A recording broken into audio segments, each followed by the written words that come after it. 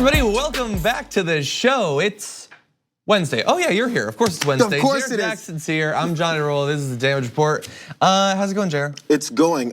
Wednesday, it's already happened this fast. I feel like I was just here yesterday. What happened? It does seem like it wasn't that long ago. Jayar, explain your hat. What's going on with your hat? Well, what's wrong with it? I don't know. I heard that there was some controversy about the team. Is that a team as we found out last week, it's Arizona. The Dodger fandom is in effect. But you know what? Sometimes you have to have a little bit of variety. And as most folks know, you may see me wearing other hats. Big time sports fans think you have to, if you're a Boston fan, you have to wear Boston hats only. You know what? Sometimes you wear other teams, and it's just okay.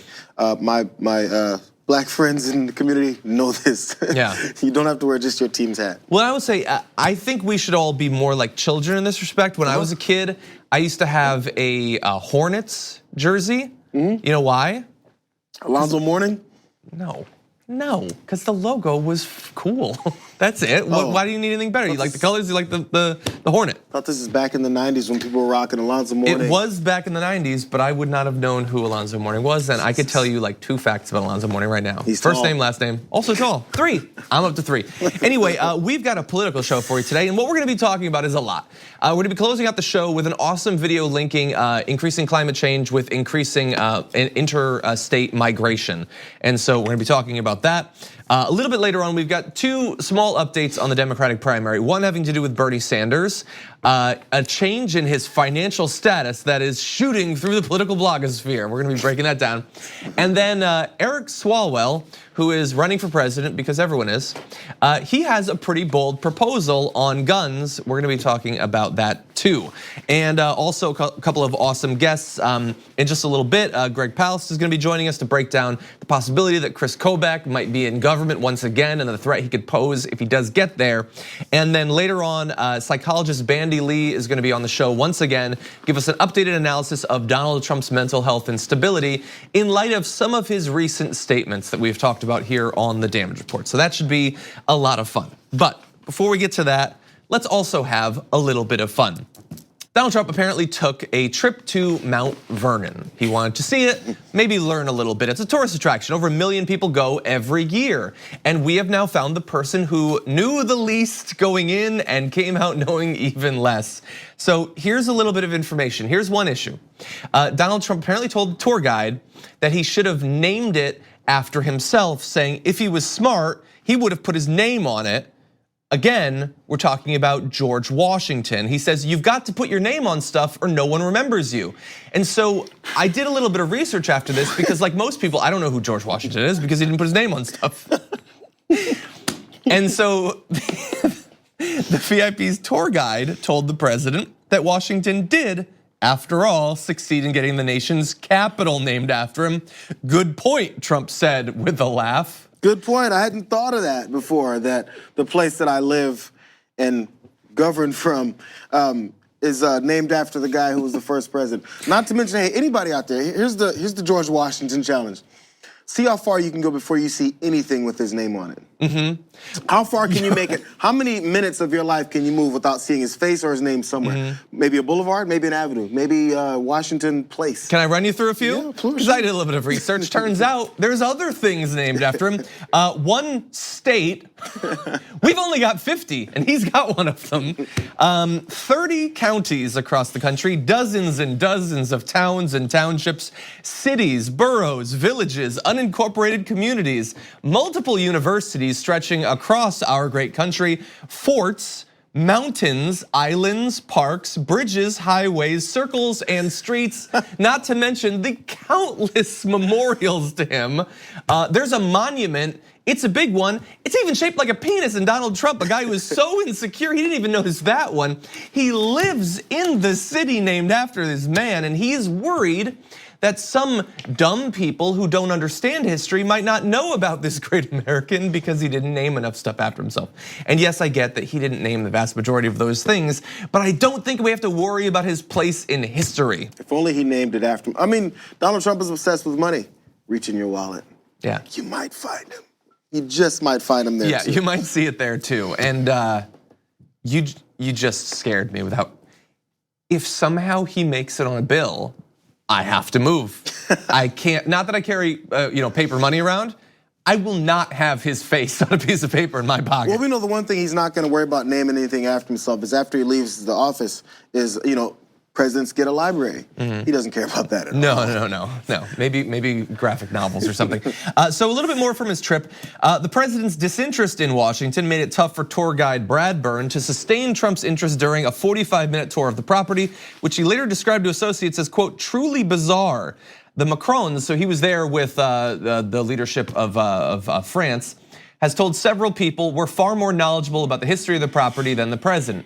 Which, look, on the one hand, not surprising. On the other hand, I don't even know if that's really a diss against Donald Trump. I have heard that most people outside of the US know more about our history, so I guess I'm not that surprised. No, that's true. Also, if you're gonna go to a place like Mount Vernon, don't you look it up a little bit? Don't you want to know a little bit going in so that you can go to particular things or ask particular questions? He's proud of not knowing things. This is a calling card of many folks in this conservative part of our country now. Is what you say is, I can't believe you know all that. You stuck up, scholarly garbage. So anybody who actually knows what's going on, they get talked down on. And also, I think you may get to it. Trump is proud of the fact he hasn't read anything historically and doesn't plan on doing it anytime soon. He's like, I don't know anything. The presidential biographies, yeah. Yeah, and I have no plans of finding out or learning anything anytime in the future because that's not important to me. Exactly, yeah, if you were president, I mean, wouldn't you want to talk to other like even if you don't agree with them on the policy, you would want to get in their head. There are very, very few people that have served as president. Historically, far fewer of them are still alive. Wouldn't you want to learn about them to do the job a little bit better? No. Even if not for the best interest of the country, just for your own personal best interest, just pragmatically for yourself. I mean, you know that your approval rating is low. You crave adoration in the public. Wouldn't you want to do better? Wouldn't you want to increase the odds that you'd be remembered well? He's worried about whether Washington will be remembered.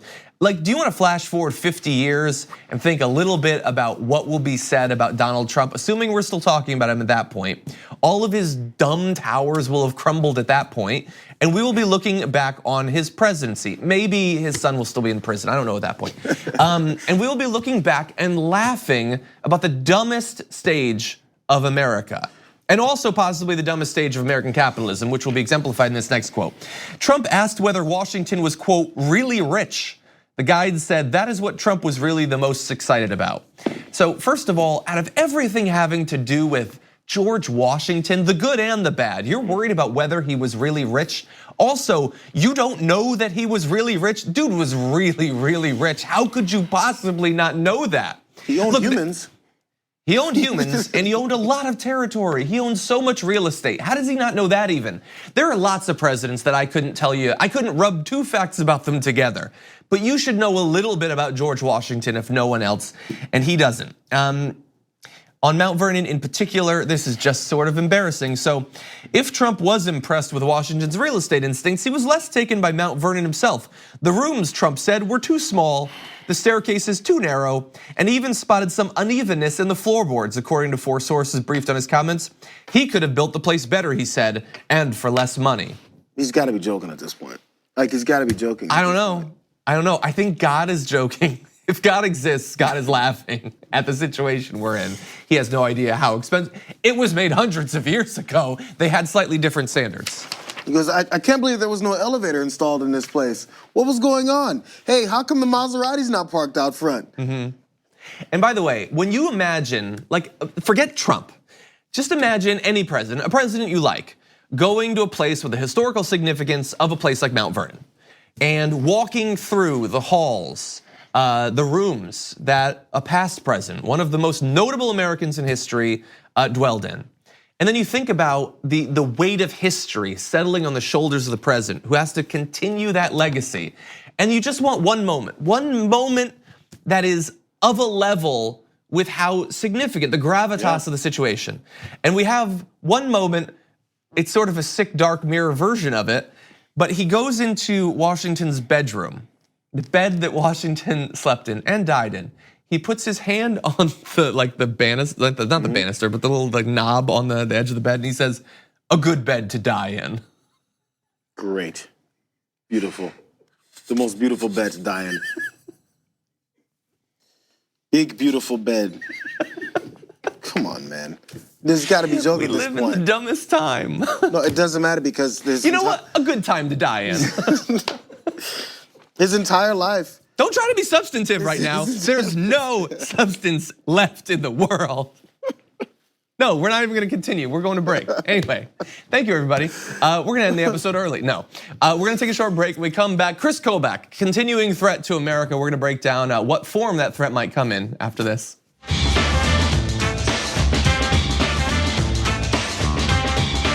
We need to talk about a relatively new show called the Republic, or UNFTR. As a Young Turks fan, you already know that the government, the media, and corporations are constantly peddling lies that serve the interests of the rich and powerful.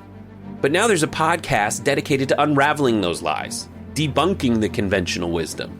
In each episode of the Republic, or UNFTR, the host delves into a different historical episode or topic that's generally misunderstood or purposely obfuscated by the so-called powers that be, featuring in-depth research, razor-sharp commentary, and just the right amount of vulgarity. The UNFTR podcast takes a sledgehammer to what you thought you knew about some of the nation's most sacred historical cows. But don't just take my word for it. The New York Times described UNFTR as consistently compelling and educational, aiming to challenge conventional wisdom and upend the historical narratives that were taught in school. For as the great philosopher Yoda once put it, you must unlearn what you have learned. And that's true whether you're in Jedi training or you're uprooting and exposing all the propaganda and disinformation you've been fed over the course of your lifetime. So search for UNFTR in your podcast app today and get ready to get informed, angered, and entertained all at the same time.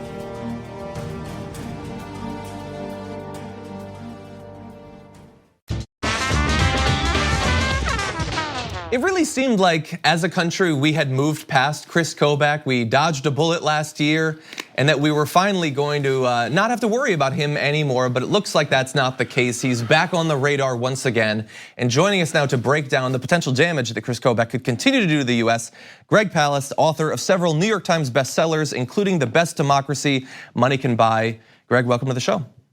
Glad to be with you, John.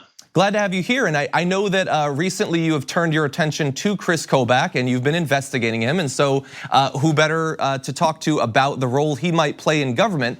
He's popped back up on our radar because there is the possibility that he could be involved in instituting Donald Trump's immigration policies in the future, which isn't necessarily what he's been known for nationally over the past few years.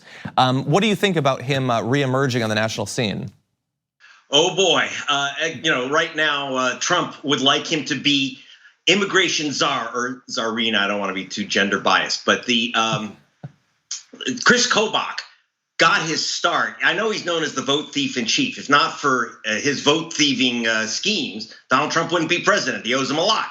But he started out as with a white supremacist group called FAIR, and he was the lawyer for this group.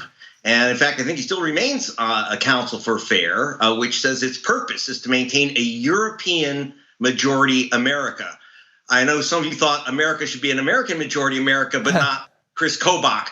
He's also the author of SB 1070. Well, even while he was in Kansas state official, Secretary of State, he wrote SB 1070, what the ACLU called the driving while brown law, was basically thrown out by the US Supreme Court. He's also the guy who came up with the racist, what I discovered when working for Rolling Stone is that he's the guy who created the program called Interstate Crosscheck, which is basically they're checking for people with common names like Black, Ho, Chung, Martinez, Rodriguez, you get it, to remove them from the voter rolls by saying that they voted in 2 states, 538 guys named, and I can't make this up, named James Brown, removed from the voter rolls of Georgia.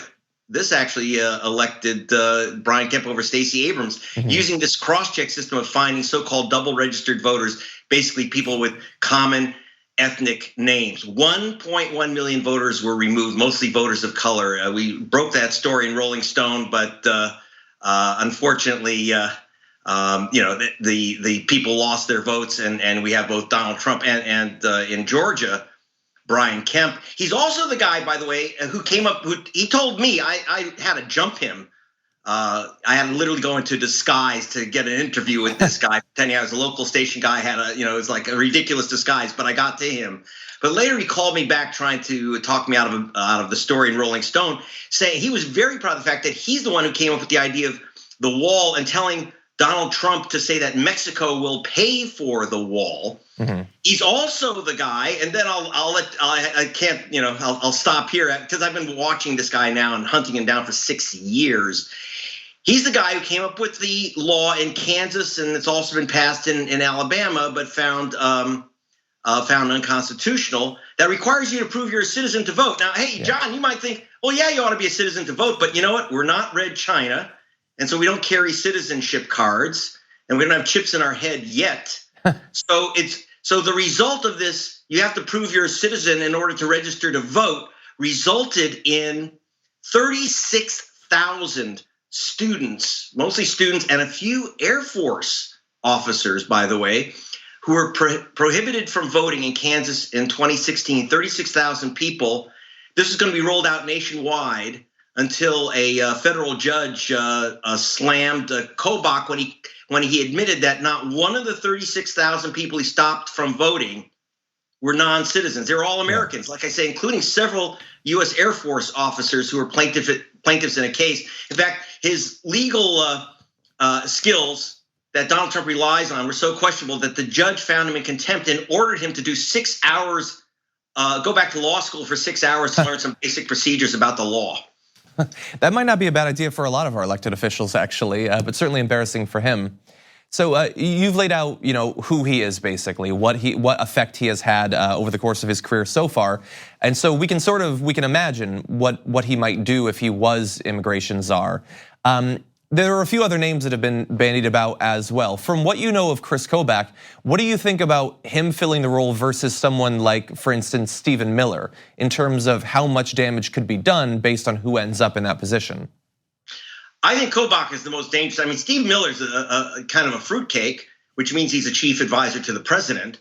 But Kobach, for all his wacky moves, has degrees from Yale, Harvard, and Oxford. He is a brilliant and dangerous spider in the right-wing web. Yeah, and that's the guy I fear most. I mean, there's also Cuccinelli, who's a kind of an acolyte, the guy who failed in his run for governor of Virginia, who's an acolyte of Kobach, who's also on the list. But we know that Trump really, really wants Kobach, even though his staff is like really afraid of him. The reason by the way, that he wants to create this job of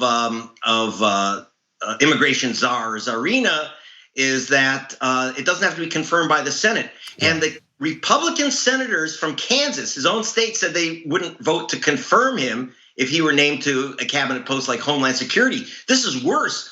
This puts him in charge of Homeland Security. And by the way, one of the things he said he would do, he's already said he would do on Fox and elsewhere, and to me, is that he would look at this. He's the guy, by the way, who came up with the question on the census form. Are you a citizen or do you have non-citizens in your household?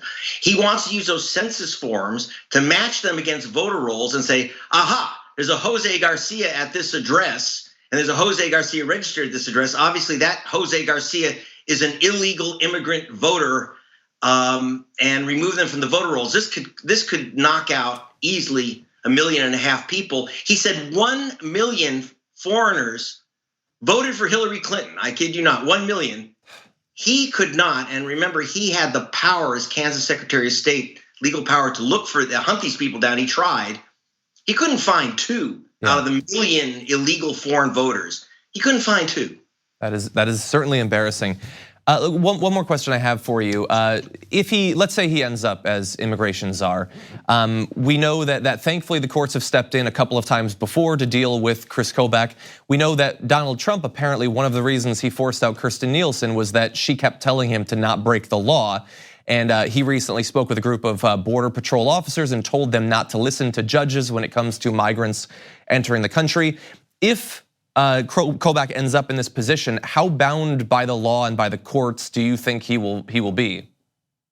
Well, that's the danger. Like I said, Kobach has law degrees from Yale, Harvard, and Oxford. And therefore, he's a master criminal. literally. I mean, in the sense that he has again and again and again violated the law, particularly the document called the Constitution. But he's very brilliant at coming up with sophisticated and bogus arguments to say that he's not breaking the law. I mean, he's the guy behind all these little towns saying that you're going to get arrested if you sell an illegal immigrant a Slurpee, and all this stuff's been thrown out by courts, but he's very brilliant at making it sound reasonable and legal when it's not even close to it. Wow. So he's dangerous. Yeah, he's the guy whispering in Trump's ear that these illegal moves are legal. And that's why the last Homeland Security chief, she quit, because basically whatever she would say, Kobach would whisper in the Agent Orange ears, and he'd be done. Wow. Okay. Well, that's terrifying. So we want to thank you for scaring the hell out of us. But we do appreciate you joining us on the show. You've written a number of books. I want to plug The Best Democracy Money Can Buy, and as well, you did an update to the film The Best Democracy Money Can Buy: The Case of the Stolen Election, including starring Kris Kobach. Exactly. For more information on Kris Kobach, anyone watching this should go and take a look at that. So, Greg, thank you for joining us on the show. You're welcome. We're gonna take a short break here. When we come back, a little bit on the Democratic primary, 2 big updates on 2 candidates. We'll break down the significance after this.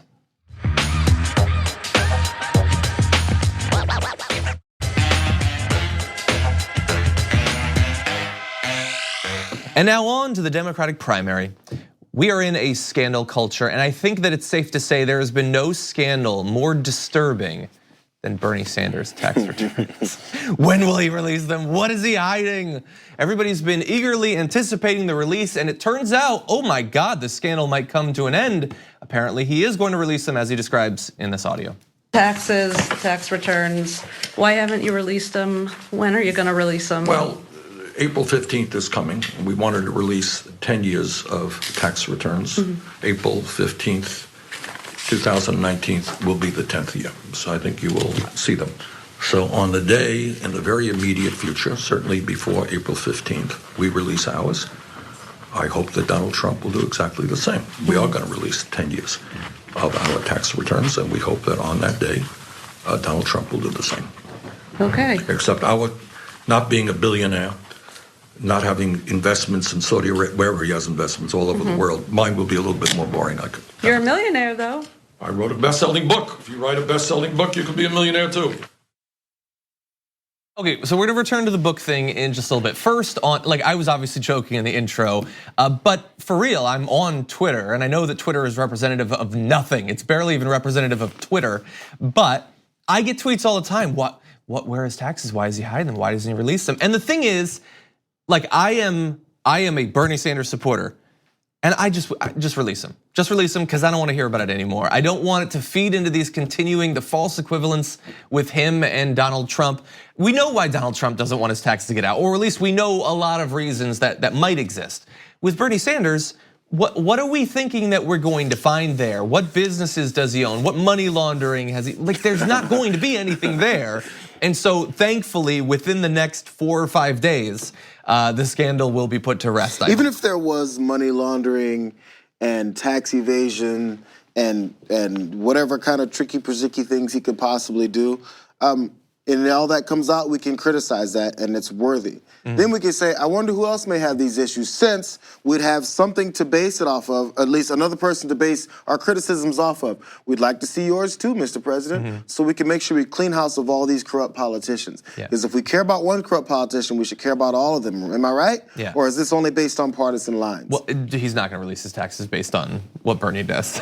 I feel fairly confident. And I don't think Bernie thinks that either. In saying that, he's going, we're going to release it on April 15, 2019, and we would hope that the president does the same. He knows he's not going to. Exactly, but you got to put a marker out there to remind everyone, I'm doing this because I was going to do it anyway. But let's go ahead and remind everyone who is not doing it. And I get that there are some people that literally do think, well, if you are saying that Trump should release his taxes, why have you not released? Because, by the way, he has released financial information over the past few years, and he just started running for president again, which is why he didn't immediately do it.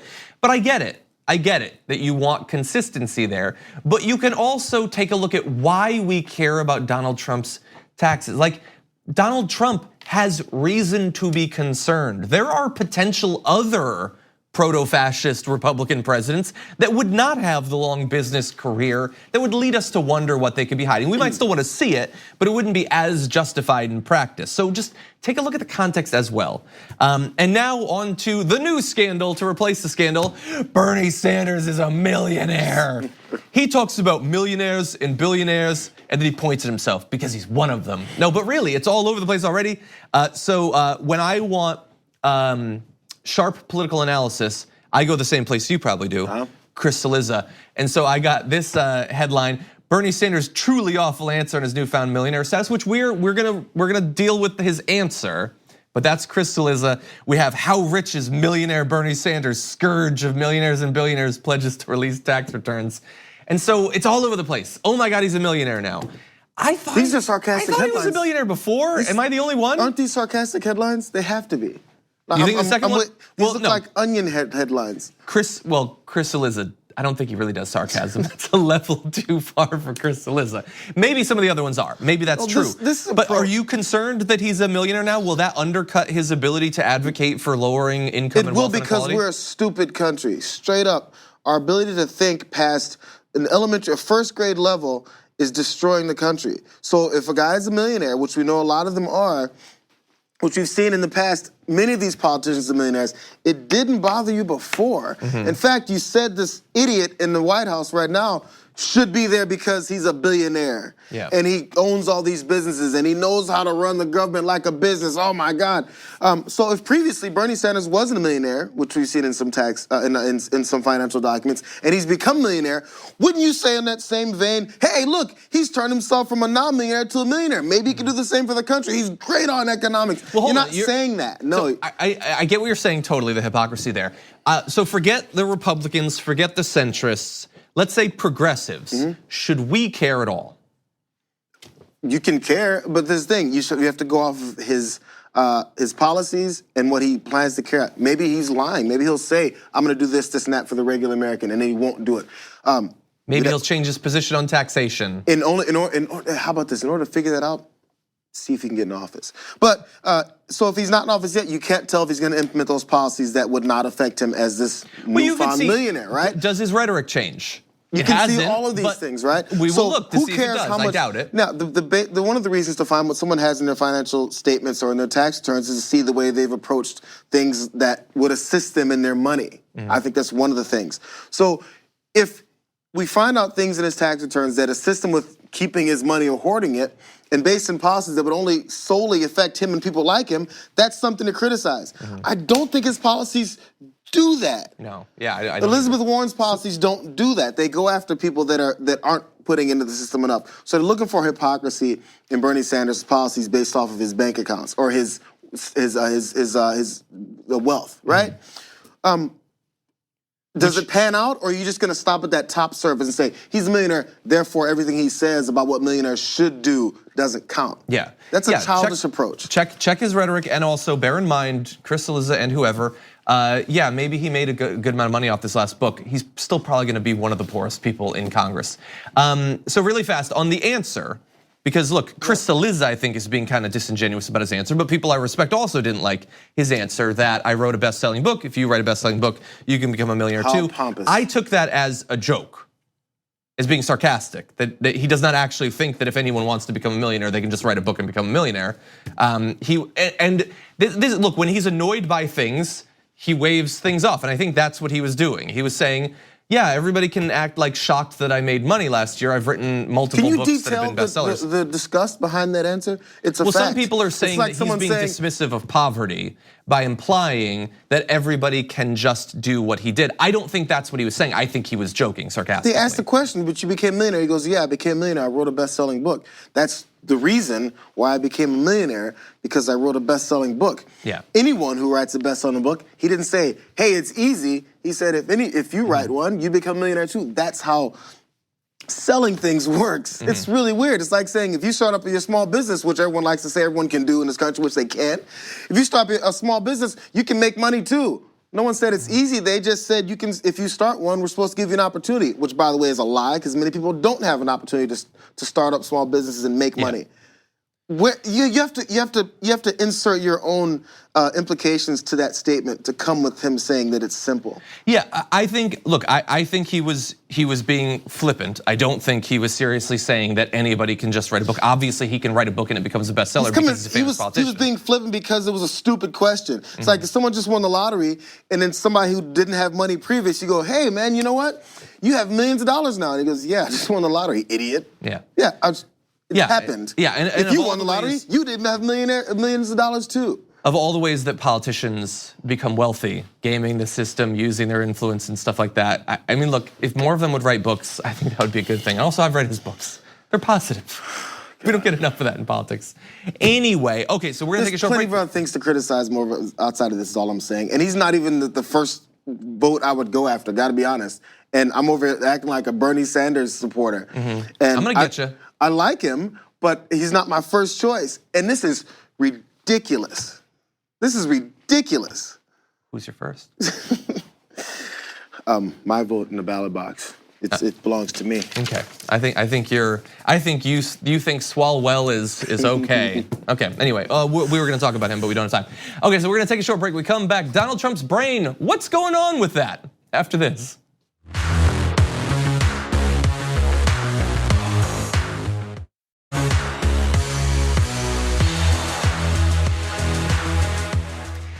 If you watch the show for a while, you know that I am concerned about the mental health and stability of Donald Trump, but I am admittedly far, far, far from an expert on anything having to do with that. So we do want to turn to people with actual study and expertise in this area. And so I'd like to welcome to the show once again, Dr. Bandy Lee, currently in the faculty of Yale School of Medicine's Law and Psychiatric Division, and also the author of The Dangerous Case of Donald Trump. 27 psychiatrists and mental health experts assess a president. Dr. Lee, welcome back.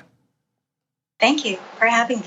Great to have you here. The reason that I wanted you to come back on, obviously I'm happy to talk to you at any point, but we had last week a number of different instances where Donald Trump had sort of weird things crop up during his speech, where multiple times he used the word oranges instead of origins and seemed to be searching for the word.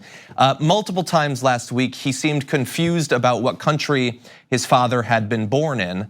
And he also talked about how the noise from wind turbines give people cancer. And I know that there's a lot of potential explanations for why a person might have those sorts of mistakes. And so I wanted to turn to an expert. How concerned should we be about these sorts of things seemingly becoming more common?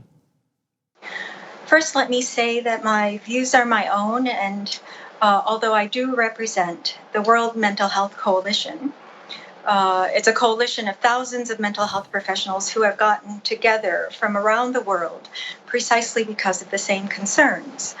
Now, since I had organized a conference on speaking about and warning the public about the dangerous signs of mental impairment that Mr. Trump was exhibiting and the dangers that those would imply in the office of the presidency have largely borne out to be true. And so what we're seeing now is a very little surprise to us that he was actually in a worse condition than than the public had suspected, that he is actually growing worse over time, and that he is becoming more and more uncontainable. These are the things that we had predicted based on the patterns that we saw. Of course, we cannot diagnose given that we don't have all the information, but this is precisely why we have been calling for an urgent evaluation. And so I'm curious, I believe the last time we spoke might have been before the new Congress was sworn in, but in any event, we're several months now into the first period of his time as president where he does not have unified control of government, where there is meaningful pushback against what he would like to see happen in the government. And based on what you've seen of him, do you have any concern that his sort of worst tendencies in terms of aggression and lack of interest in the facts and things like that might be exacerbated by an actual meaningful opposition party confounding his plans and pushing back against him on a daily basis? Yes, well, what we're seeing are signs of someone who is not normal. He is showing signs of multiple impairments, emotionally, cognitively, and mentally, and therefore to treat this as a normal situation, in other words, to confront him through the usual means of politics would be insufficient in my view, partly because most of the systems we have in place assume that those we will be dealing with are within the normal range, and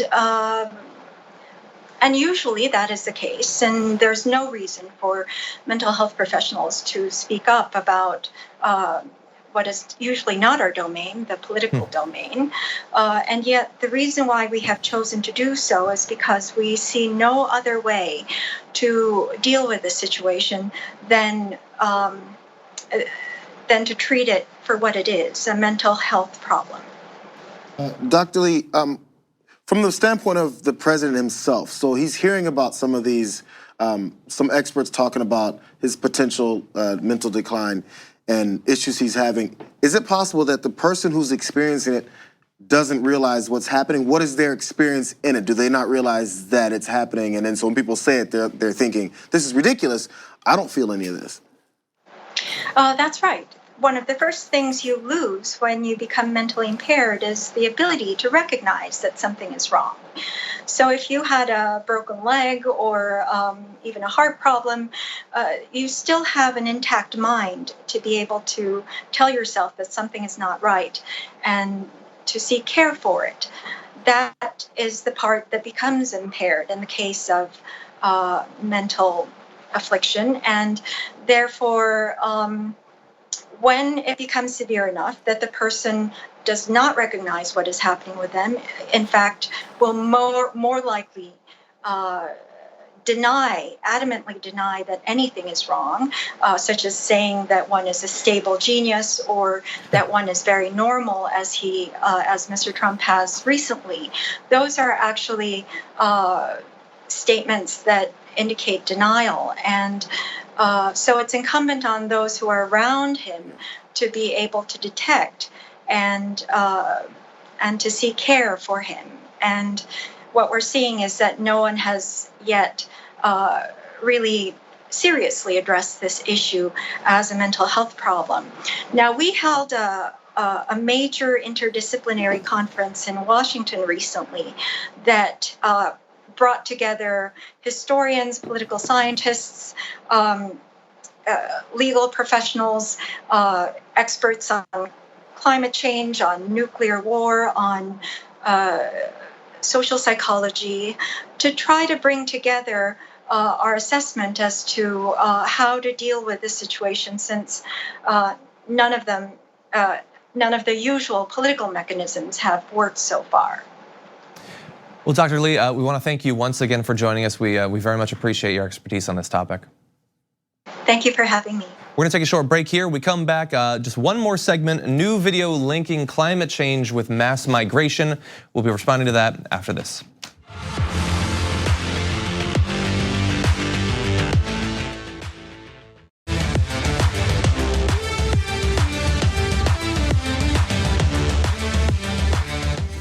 Came across a video yesterday on Twitter linking climate change with mass migration that just perfectly describes how those two things are tied together. Take a look. From wildfires in Alberta to hurricanes in Puerto Rico, climate change is one of the reasons many of us are forced to leave our homes in search of a safer place to live. We keep hearing that migration is a crisis, and it is for the people affected. But did you ever notice that the same leaders denying climate change are the ones drumming up fear and hatred against migrants?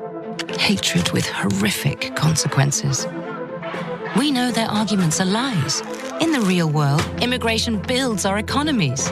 Wealthy countries are already facing aging populations, and seriously taking on climate change will create millions more jobs than there are workers to fill them. But it's not about the truth. These leaders are stoking fear to divide the progressive majority so they can take power and protect the status quo. The rich getting richer by wrecking the climate and abusing workers. As the saying goes, The enemy does not arrive by boat, he arrives by limousine. More and more people in the climate movement are connecting the dots.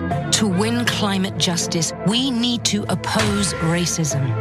We know the world's wealthiest countries have burned most of the carbon that is driving climate change today.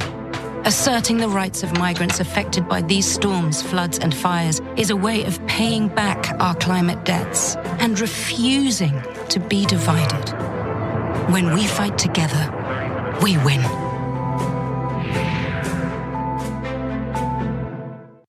That was just incredible. So as they say there, the actress Tani Newton provided the voiceover there. The organization is The Leap. It was an organization put together, I believe, primarily by Naomi Klein, who writes about environmental justice, climate change, and a number of other issues around the economy.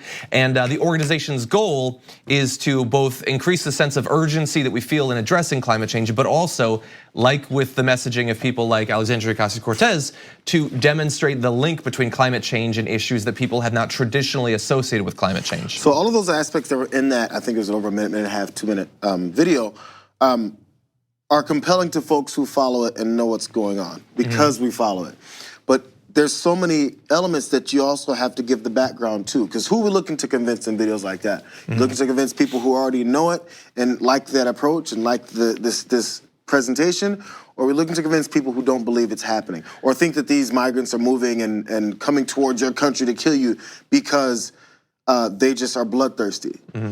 Because we've already been told, we've been flooded in our brains that they're evil, hateful, bloodthirsty people who their only goal in life is to come kill you. That has to be reversed, so there has to be a lot more information. So in order to feel any sympathy for people who've already been dehumanized, you have to give their story. So talk about how people have to leave because of climate change in their own country.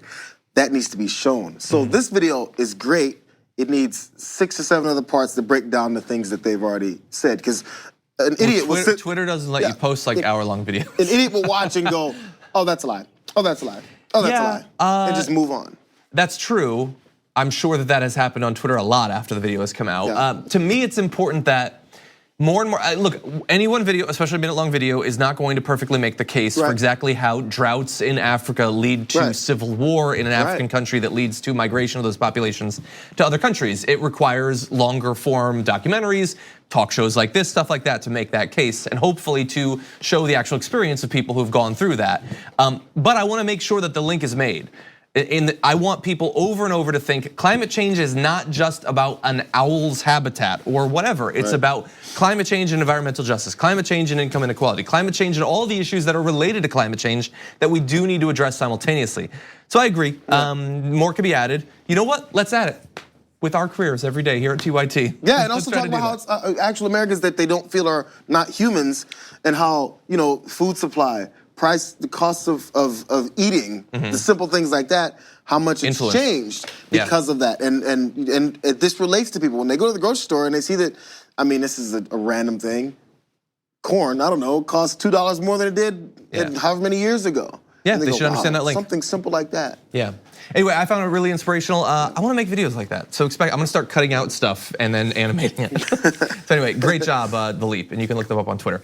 Before we go, I did want to read 1 or 2 of these reviews. I saw a great one from Jake Anderson on iTunes, review the podcast, saying, John, I primarily listen to your show on the TYT app, and due to the fact that it won't do much good to further expand your exposure to write a review for the app, I will do it here. John Adarola presents the real news stories in ways that are factually based in reality, which corporate media either neglects to cover or covers in ways that do not accurately represent the facts. If you want an honest look at what is going on in today's political climate, then watch and listen to The Damage Report and all of the other shows on the TYT network. Keep up the good work. Jake, thank you so much for leaving that. There was another one this is by Sticky Nicky, who says, this show is put together by an amazing crew of people and has the most transparent perspective out there. The intro song makes me twerk, the nerdy humor makes me laugh, and the recurring weekly guests are always something to look forward to, including Jayar Wednesdays. What do you know? there's some Exactly. appreciation. Thank you. You know what? That's the best comment we've had all day. I think that is one of the best ones. And I love the acknowledgement that this is a big team that puts this together. I mean, obviously there's you and Brooke and Brett are recurring guests, but there's a number of other guests that we come on that come on either in studio or that Skype in constantly. We have our team of correspondents and all of that on a number of different areas. Emma and Ken and everybody. You have everybody in the control room who's literally making sure that when I look at this camera, you see me. And then when I look at this one, I'm all of a sudden over there. I'm not doing that. I'm not pressing that. The music, I don't know anything about music in this show or in real life at all. I don't know anything, so thank you to everybody who puts it together, and the producers as well. We're running out of time. Thanks. They'll let you know. And thank you to you too.